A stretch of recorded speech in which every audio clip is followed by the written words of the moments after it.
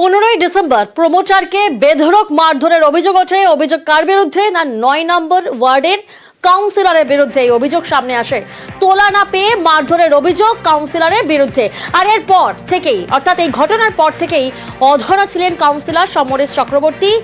গতকাল সমরেশ চক্রবর্তী সহ 4 জনের আত্মসমর্পণ জামিন কিভাবে সম্ভব? প্রতিনিধি অনুপ এই মুহূর্তে আমাদের সঙ্গে রয়েছেন।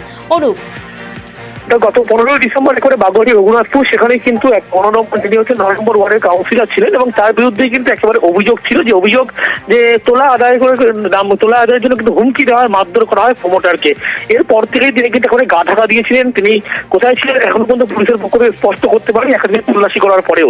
এরপরে দেখা যায় যে একেবারে যখন 14 তারিখ এ মাসের সেখানে যখন প্রথম জামিন পায় 3 জন ব্যক্তি, তার পরবর্তী ক্ষেত্রেই কিন্তু একেবারে বারাসাত আদালতে গতকাল কাউন্সিলর সহ একেবারে তার 4 জন অনুগামী তারা দ্বারস্থ হয়, আত্মসমর্পণ করে।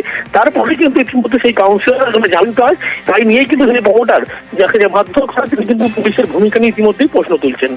একেবারেই